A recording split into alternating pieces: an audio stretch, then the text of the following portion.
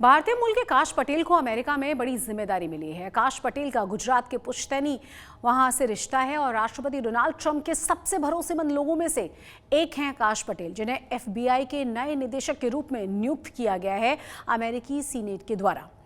आपको ये भी बता दें कि 51-49 के मतों से काश पटेल की नियुक्ति पर मुहर लगाई गई है। हालांकि डेमोक्रेट सांसदों के साथ 2 रिपब्लिकन सांसदों ने भी उनकी नियुक्ति का विरोध किया। ट्रंप ने बीते साल चुनाव जीतने के बाद ही पटेल को FBI की जिम्मेदारी सौंपने का ऐलान कर दिया था। FBI निदेशक के रूप में पटेल का यह कार्यकाल 10 साल का होने वाला है।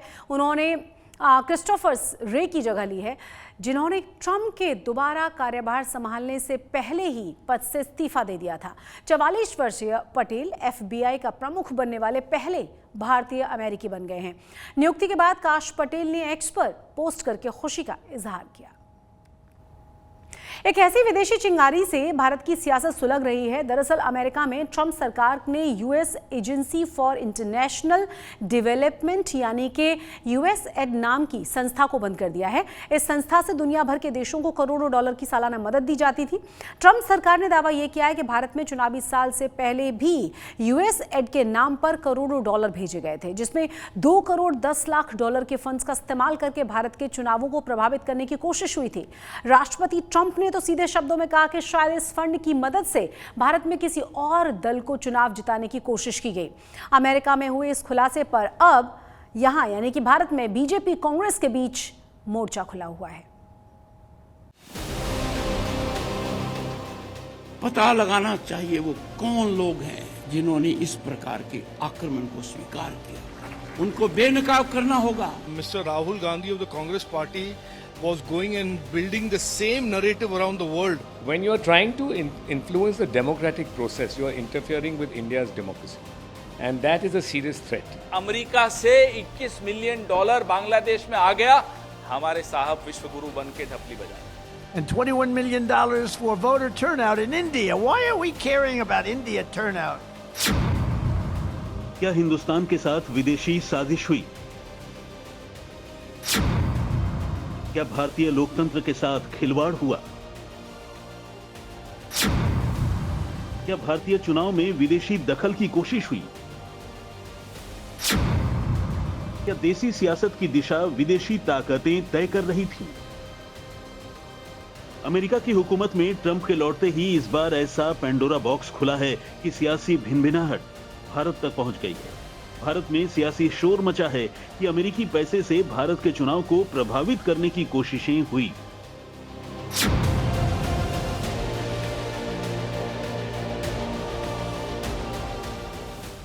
मामला अमेरिका से जुड़ा है। दरअसल राष्ट्रपति ट्रंप ने अब की बार एक नया मंत्रालय बनाया, जिसका काम था कि अनाप शनाप सरकारी खर्चे कम करे। इलॉन मस्क इस विभाग के चीफ हैं। उन्होंने एक्शन चालू किया तो US agency for international development यानी USAID नाम की सरकारी संस्था को भ्रष्ट और अक्षम बताते हुए फंडिंग पर रोक लगा दी। USAID के दफ्तर बंद कर दिए गए, अधिकारी कर्मचारियों को छुट्टी दे दी गई, नाम निशान वेबसाइट सब बंद कर दी गई। अमेरिकी विदेश मंत्री मार्को रूबियो ने सारी कमान अपने हाथों में ले ली। और तब एक रिपोर्ट बाहर आई, जिसके हवाले से अमेरिका के राष्ट्रपति ट्रंप ने कहा कि अमेरिका का पैसा भारत के चुनाव को प्रभावित करने के लिए खर्च हो रहा था। And $21 million for voter turnout in India. What do we need to spend $21 million for voter turnout in India? Wow, $21 million. I guess they were trying to get somebody else elected. Wow, we ought to tell the Indian government. Chanakya नीति को अपनाना चाहिए, इसकी जड़ में जाना चाहिए, जड़ से नष्ट करना चाहिए। पता लगाना चाहिए वो कौन लोग हैं जिन्होंने इस प्रकार के आक्रमण को स्वीकार किया, हमारे प्रजातांत्रिक मूल्यों के ऊपर इतना बड़ा कुठाराघात किया। उन ताकतों पर प्रतिघात करना हमारा राष्ट्र धर्म है। उनको बेनकाब करना होगा, क्योंकि भारत तभी शिखर पर जाएगा।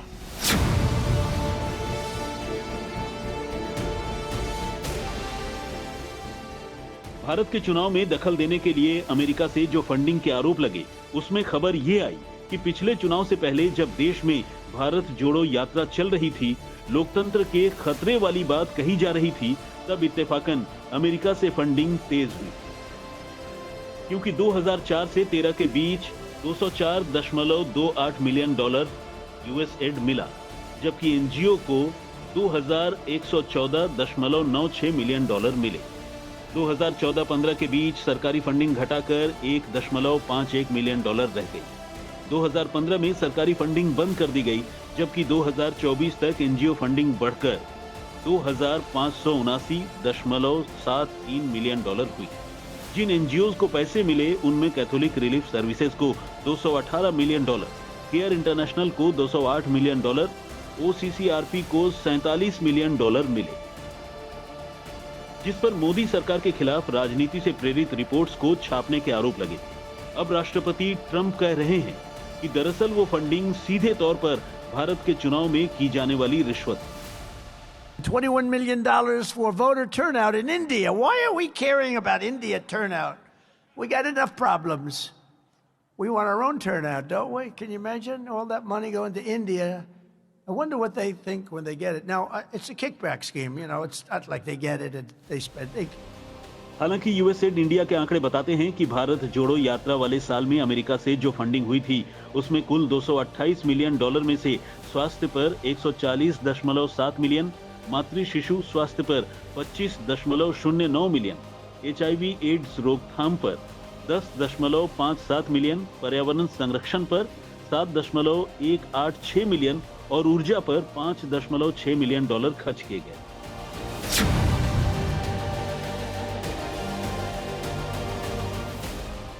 अमेरिकी खुलासे पर भारत में सियासत ये है कि एक तरफ कांग्रेस जो पूरे देश में लोकतंत्र को खतरे में बताती फिरती है, राहुल गांधी देश से लेकर विदेशी यूनिवर्सिटीज तक जाकर इंडियन डेमोक्रेसी बचाने की गुहार लगाते दिखते हैं। दूसरी तरफ बीजेपी आरोप लगा रही है कि दरअसल भारत के लोकतंत्र को कांग्रेस से खतरा है, क्योंकि वो विदेशों से फंड लेकर भारत के चुनाव को प्रभावित करने की कोशिश करती है। मोदी जी को वो अपनी क्षमता से, जो उनकी लोकप्रियता बची नहीं है, उससे हरा नहीं सकते, इसलिए विदेशी ताकतों का वो सहारा लेते हैं। इतनी तिकड़ा में आप विदेशों में लगाते हो, आपके देश में $21 मिलियन आया तो ये तो आपके चेहरे पे तमाचा है। क्यों आने दिया आपने? भारत के लोकतंत्र को कमजोर करने का षड्यंत्र कर रहे थे। ये देश के लिए शर्म की बात है जो कांग्रेस पार्टी ने किया है। फिर बोलते नहीं, 2012 में जब यूपीए की सरकार थी तब आया था, तो 14 का रिजल्ट जो आपका पक्ष में आया, क्या आप उस पैसे से जीते? अब बीजेपी और कांग्रेस के बीच आरोप प्रत्यारोपों का सिलसिला जारी है। बीजेपी आरोप लगा रही है कि कांग्रेस विदेशी ताकतों के हाथों में खेल रही है।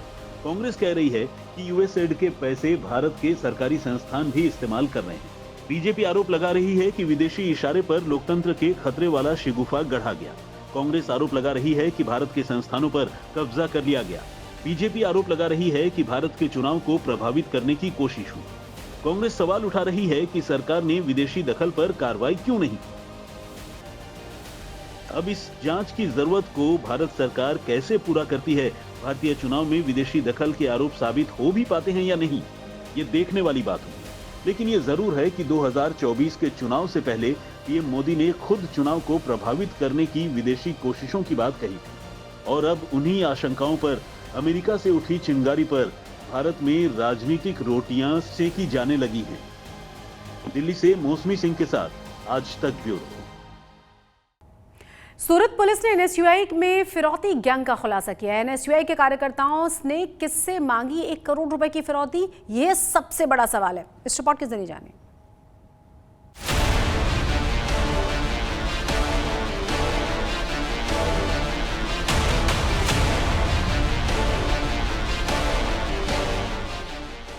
पुलिस गिरफ्त में नजर आ रहे ये लोग कांग्रेस की स्टूडेंट विंग एनएसयूआई के कार्यकर्ता है और धीरेन्द्र सिंह सोलंकी नाम का ये शख्स एनएसयूआई सूरत का प्रमुख है।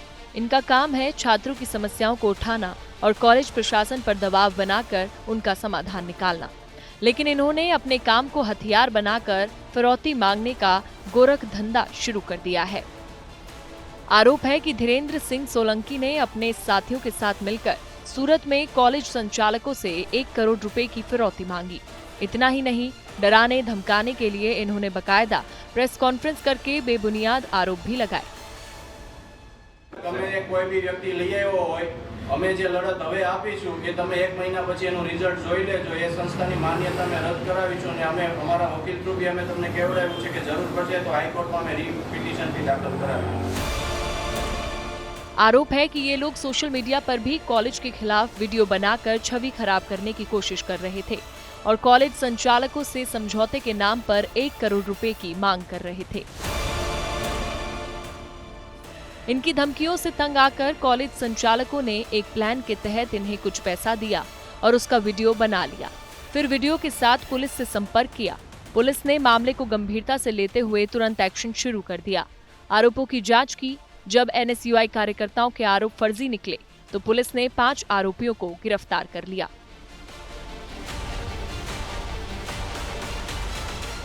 रवि पुछड़िया, धीरेन्द्र सिंह सोलंकी और मितेश हड़िया है, इन लोगों को पता चला कि ये लोग ऐसा कर रहे हैं तो उन्होंने पहले प्रेस कॉन्फ्रेंस की और बताया कि इंस्टीट्यूट है बोगस मार्कशीट और डिग्रियां बेच रही है और फिर इन्होंने इंस्टाग्राम पे इनके अगेंस्ट में सब शेयर किया और इनका प्रचार प्रसार किया और फिर उन्होंने बोला कि भाई 1 करोड़ रुपया आपको देना पड़ेगा वरना हम आपके इंस्टीट्यूट को बदनाम कर देंगे, आपको जीने नहीं देंगे, आपके पर 10 साल से ज़्यादा सजा की जोगवाई ऐसा गुना दाखिल करवाएंगे। ऐसा करके 1 करोड़ रुपया मांगे। बातचीत करके 60 लाख में उनका डन हुआ और उसके बाद 1,50,000 1.5 लाख रुपया वसूल किया और उसके बाद तारीख 20 फरवरी 2025 में ये लोग 5 लाख लेने गए तब पकड़े गए आरोपी है वो टोटल 5 है। रवि पुछड़िया, प्रीत चावड़ा, धीरेन्द्र सिंह सोलंकी, मितेश हड़िया, तुषार गोपाल भाई मकवाना और जो अभी नहीं पकड़े और ये गैंग के दूसरे 2 आरोपी है उनका नाम है अभिषेक चौहान और किशोर सिंह डाबी। पुलिस के मुताबिक फिरौती मांगने वाले 2 आरोपी अभी भी फरार है जिनकी तलाश की जा रही है। फिलहाल पुलिस पकड़े गए आरोपियों से पूछताछ कर रही है और ये पता लगाने की कोशिश कर रही है कि इन्होंने अब तक कितने लोगों से फिरौती मांगी है और इस गिरोह के तार कहां से जुड़े हुए हैं। सूरत से संजय सिंह राठौड़ के साथ आज तक ब्यूरो। गुजरात हाईकोर्ट का न्यायिक कार्रवाई के लिए गुजराती भाषा को अधिकृत तौर पर मान्यता दिलाने की मांग तेज हो गई है। गुजरात हाईकोर्ट मातृभाषा समिति ने विश्व मातृभाषा दिवस के मौके पर कोर्ट के बाहर धरना प्रदर्शन भी दिया और कोर्ट की कार्रवाई में अंग्रेजी के साथ गुजराती भाषा को भी मान्यता देने की मांग की गई। प्रदर्शनकारियों की दलील यह है कि ये सिर्फ एडवोकेट्स के लिए नहीं बल्कि उन सभी आम लोगों के लिए जरूरी है जिनके केसेस कोर्ट में चल रहे हैं, क्योंकि गुजराती भाषा में कार्रवाई होगी तो हर किसी के लिए समझना आसान हो जाएगा। गुजरात के एक हाईकोर्ट के एक प्रसंग में ऐसा ही बात की थी कि भाई गुजराती भाषा की अनुमति दी जाए और 2012 में गुजरात की विधानसभा ने एक प्रपोजल दिया था और वो पास भी किया था और राज्यपाल ने उसकी मोहर मारी थी उस पर। फिर भी कुछ वजह से वो जो निर्णय हुआ था उसका अमलीकरण नहीं हो रहा है, तो हम ये कार्यक्रम से केंद्र सरकार और राज्य सरकार का ध्यान दे रहे हैं उसमें कि भाई ये बात आपने जो छेड़ी है और जो बोली है उसका अमलीकरण होए। सबसे ज़्यादा फ़ायदा हमारी प्रजा को होगा, क्योंकि ये न्याय व्यवस्था है, ये किसके लिए बनी है? अधिवक्ता के लिए नहीं बनी है, न्यायाधीश के लिए नहीं बनी है। ये न्याय व्यवस्था है प्रजा के लिए, तो प्रजा को अपनी भाषा में न्याय मिलना चाहिए। वो बार बार श्री नरेंद्र मोदी जी ने बोला है और देवव्रत जी ने बोला है, अमित शाह ने बोला है और हम भी यही मानते हैं कि अगर अपनी न्याय भाषा में न्याय नहीं मिलता है वो न्याय का कुछ अर्थ नहीं है। समुद्र में डूबे भगवान कृष्ण की नगरी द्वारिका के सभी पहलुओं की जांच के लिए एएसआई ने खोज शुरू कर दी है। इसमें जुड़े हुए राज को सामने लाने के लिए एएसआई ने अंडर वाटर एक बड़ा सर्वे भी शुरू किया है। उम्मीद ये की जा रही है कि आने वाले दिनों में लोगों को समुद्र में डूबी हुई सांस्कृतिक विरासत को देखने का मौका मिल सकता है।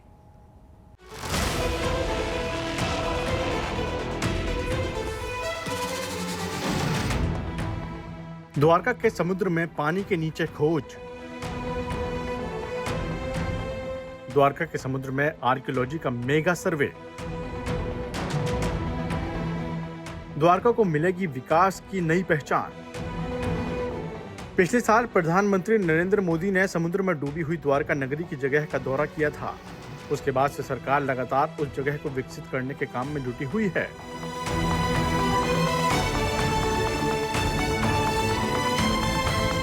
भगवान कृष्ण की नगरी द्वारका से जुड़े राज को सामने लाने के लिए अब एएसआई ने खोज शुरू कर दी है। एक मेगा सर्वे के जरिए समुद्र में डूबी भगवान कृष्ण की नगरी द्वारका के साक्ष्य जुटाने की कोशिश की जा रही है। पुरातत्व विभाग के 5 लोगों की एक टीम ने द्वारका और बेट द्वारका के समुद्र में डूबी सांस्कृतिक विरासत को उजागर करने के लिए रिसर्च शुरू कर दिया है।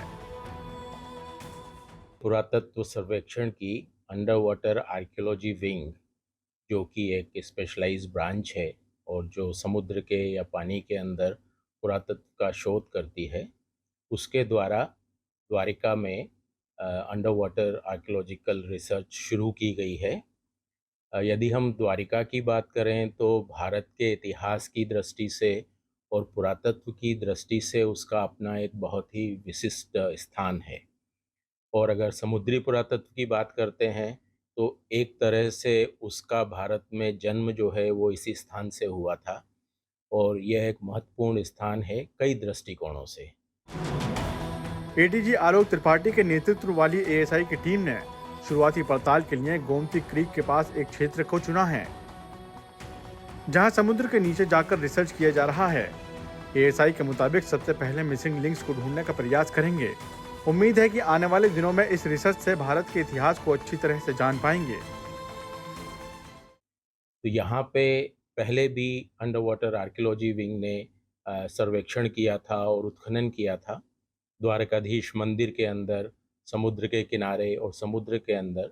और उस समय हमको समुद्र की तलहटी में प्राचीन भवनों के अवशेष मिले थे, लेकिन ये जो हैं एक बहुत बड़े क्षेत्र में फैले हुए हैं और उस समय जो काम हुआ था वो एक सीमित क्षेत्र में था और इसकी तिथि के बारे में और भी कई ऐसे विषय हैं जिन पे अभी और काम होने की आवश्यकता है। इसके साथ ही बेट द्वारिका जो आइलैंड है उसके ऊपर भी प्राचीन लेट हड़प्पन पीरियड के कई यानी अवशेष हैं और सेटलमेंट्स हैं। इस तरह की अंडर वाटर रिसर्च पहले हो चुकी है जिसमें प्राचीन भवन के अवशेष मिले थे, लेकिन अब ये एक बड़ी जगह पर अंडर वाटर रिसर्च किया जा रहा है। इससे उम्मीद जताई जा रही है कि भविष्य में लोगों को समुद्र में डूबी सांस्कृतिक विरासत को देखने का मौका मिल सकता है। द्वारका से ब्रजेश दोषी के साथ आज तक ब्यूरो।